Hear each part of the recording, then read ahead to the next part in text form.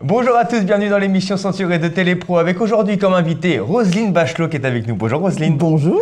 Vous venez nous présenter votre nouveau livre Sacré monstre chez Plon. On en parlera ensemble dans la question promo. Il y aura la question du patron, un questionnaire à choix et on terminera par un coup de pression. J'ai peur.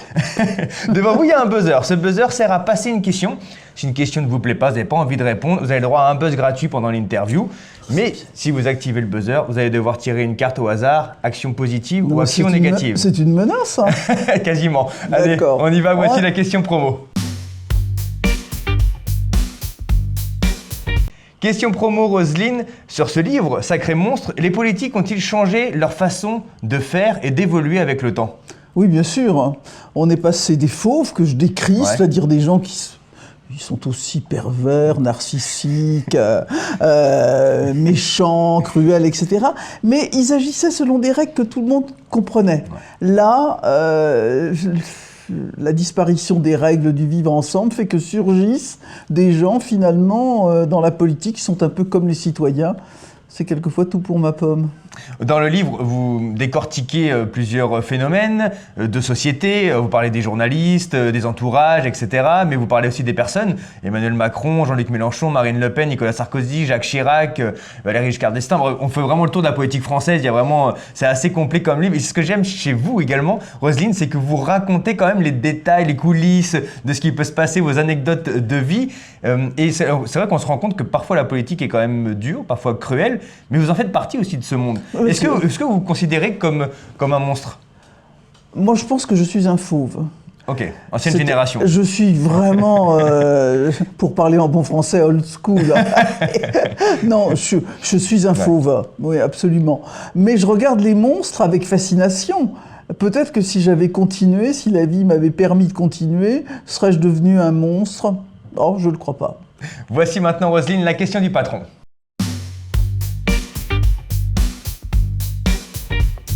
Le patron de Télépro a une question pour vous, la voici. Comment faites-vous pour toujours garder le sourire dans cette politique qui en manque aussi un peu cruellement? C'est-à-dire que si on est trop gentil dans ce monde politique, on se fait souvent écraser. Je garde toujours le sourire parce qu'à un moment, quand ça devient trop dur, je fais un pas de côté, je le regarde comme un spectacle.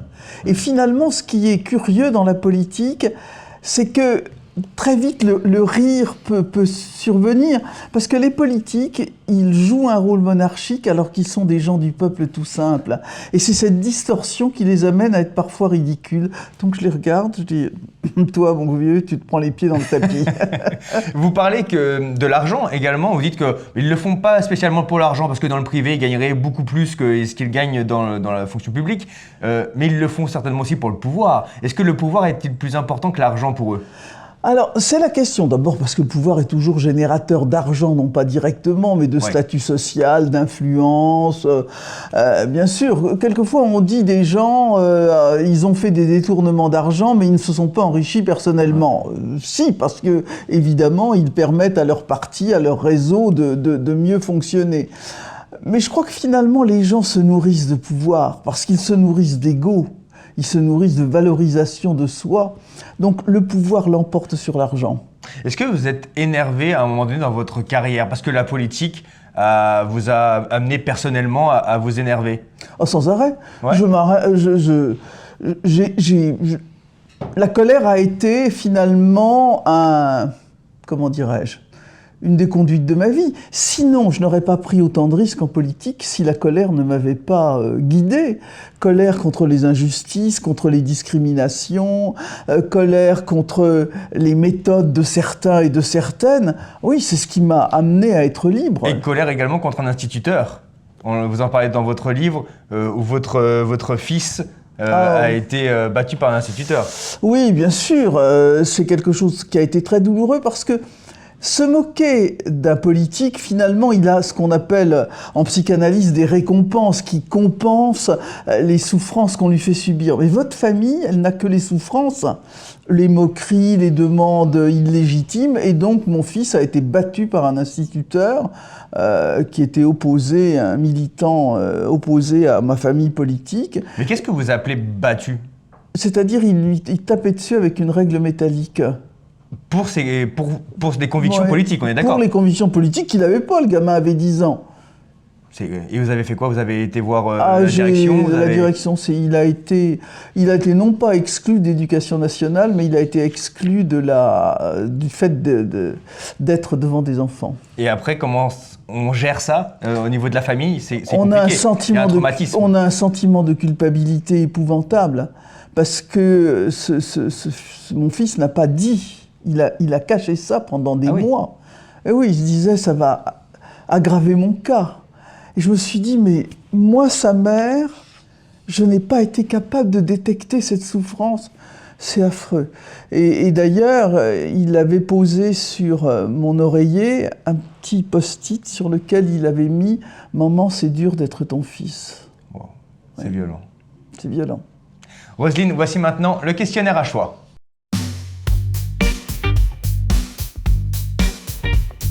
Roselyne, je vais vous donner des noms ou des mots, vous allez me dire ce que ça évoque pour vous, ok? Très bien, c'est parti. Si je vous dis Jacques Chirac. Un camarade, un ami. Vous en parlez, hein. Dans le livre, il y en a beaucoup, hein, des anecdotes sur Jacques Chirac, également sur sa fin de vie, vous en parlez également, votre rapport avec Bernadette, que là on sent que c'est un peu plus distant. C'est ça, on va dire ça comme ça. Hein, on va dire que vous préférez peut-être Jacques à Bernadette. Hein. Oui, mais c'est une femme de qualité, pas commode. Oui, on va dire ça c'est bien politique. Je partirai pas en vacances avec elle. Si je vous dis Nicolas Sarkozy. Oh, c'est un type formidable. C'est cette capacité qu'a un homme politique, cette capacité performative, c'est-à-dire qu'il transforme la parole en action. C'est un type remarquable, Nicolas Sarkozy. Si je vous dis Emmanuel Macron. Il est fascinant. Le charme absolu. Les yeux d'Emmanuel Macron qui vous regardent. On a le sentiment que pendant un court instant, vous êtes la seule personne qui existe au monde. Un vrai séducteur. C'est incroyable, c'est vrai que dans le livre, vous dites aussi, vous revenez souvent sur le physique d'Emmanuel Macron. Est-ce que le physique est si important que ça en politique? Bah, évidemment. Bah, moi, j'ai plus l'impression que les idées sont plus importantes que le physique. C'est une personne... il est gentil, il est mignon. Vous pensez qu'on vote pour un physique? Non. Vous pensez que, par exemple, si François Hollande n'avait pas perdu son poids, il n'aurait jamais été élu? Oui, alors là, vous avez pris peut-être le mauvais exemple.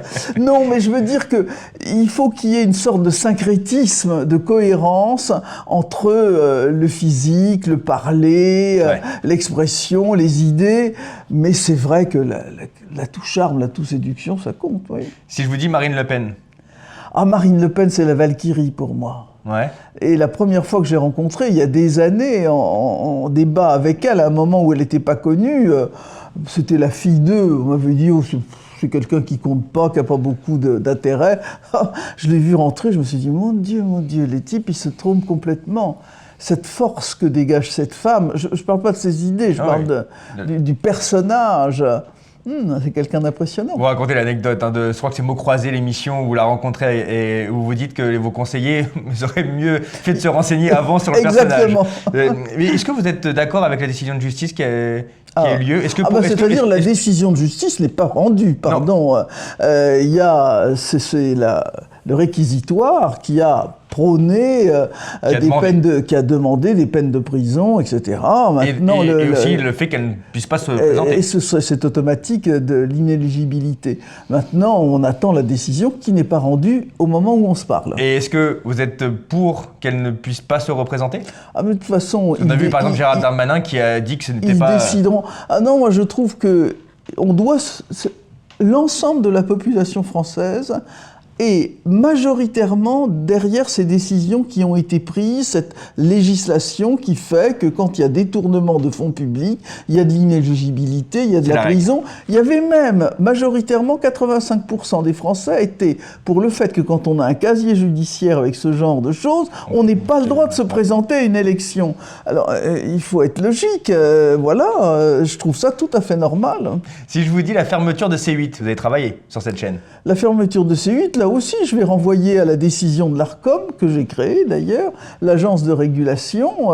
Il y a un certain nombre de choses qui ont été faites. Je pense que les gens d'ailleurs qui travaillent sur cette chaîne, que ce soit Cyril Hanouna ou l'ensemble des équipes qui travaillent sur C8, trouveront très facilement à se recaser, donc je n'ai pas d'inquiétude pour eux. Donc vous êtes d'accord avec la décision? Je trouve que les choses tournent dans les chaînes de la TNT parce qu'il y a quand même une chose qui est importante, c'est que ces chaînes, ces réseaux réseaux sont attribués gratuitement Ouais. et que certains d'ailleurs les revendent grassement, très cher. Là, il y a une chose qu'il faudrait changer. Donc moi je m'inquiète pas. Le pluralisme, Dieu merci, en France est abondamment respecté. Roselyne, voici maintenant le coup de pression.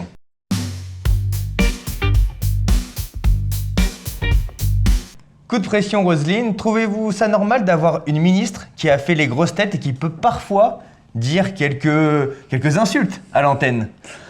Je trouve ça tout à fait normal, tout à fait bien. Je parle de vous, hein. Oh, je n'avais pas deviné. Par contre, ce que je supporte pas, c'est qu'on enferme les gens dans des cases, et en particulier les femmes. Mais c'est quelquefois sur des secteurs très restreints. Si vous avez commencé votre carrière en étant une spécialiste de l'agriculture, surtout, il faut vous laisser là. Les hommes, eux, ils n'ont aucun problème. Ils peuvent parler de tout. Ils sont des gens qui sont omniscients. Mais nous, on peut besogneusement être dans une petite case. Alors, si ensuite, vous retrouvez d'autres activités en étant écrivain, en étant femme de radio, de télévision, moi, je suis à la tête de 14 associations humanitaires. Je suis présidente du comité d'histoire du ministère de la Santé. Je suis présidente d'une fédération d'orchestres où j'ai 205 orchestres que je préside. Moi, je suis un être exceptionnel. mais moi, vous me faites beaucoup rire, hein, dans les grosses têtes, et je trouve que c'est ça qui est drôle, c'est de voir une personne ministre, qui a été ministre, et qui peut arriver à rigoler. Et je ça, n'insulte pas dans les grosses têtes. C'est arrivé que vous dites des tas... Je suis truculente. Oui, on va dire ça. Oui. Voilà. Des fois, vous répondez quand même avec... Vraiment, c'est vraiment bien joué. Est-ce que la politique, c'est fini ou c'est... Parce que la dernière fois, vous avez dit, ouais, la politique, c'est fini, vous êtes revenu. Donc, est-ce qu'on doit vous croire? Oui, la politique, c'est fini dans le sens... ministre, hein, je parle. Dans le sens ministre, parce que d'abord, pour parler un peu de moi sur le plan personnel, j'ai fait un gros Covid qui m'a emmené en réanimation, et que ma santé ne me permettrait pas d'exercer une fonction ministérielle qui demande vraiment une implication physique considérable. Mais la politique, c'est jamais fini. Démosthène disait, celui qui ne fait pas de politique ne s'occupe pas de ses propres affaires. Donc, en éditorialiste, en écrivain, en venant vous voir, je fais de la politique, heureusement. Il n'y a pas un regret de ne pas avoir tenté l'élection présidentielle? Vous me voulez du mal, vous? Vous pensez que c'est quelque chose de mal de vouloir être président? Non, mais c'est-à-dire... non, j'ai jamais inscrit mon cheminement dans ce parcours. Vous êtes ultra populaire. Vous auriez pu. Il faut le vouloir, il faut le désirer de façon intime. Ce qui frappe dans les gens qui sont présidents de la République, c'est qu'ils en ont rêvé dès qu'ils étaient petits. Moi, j'en ai pas rêvé quand j'étais petite. Vous en parlez dans votre livre « Sacré monstre ». Vous faites un tour de la politique française. Roselyne, merci beaucoup d'avoir été avec nous. Et j'ai pas utilisé le buzzer. Et non, pas du tout. Bravo, Roselyne. Merci.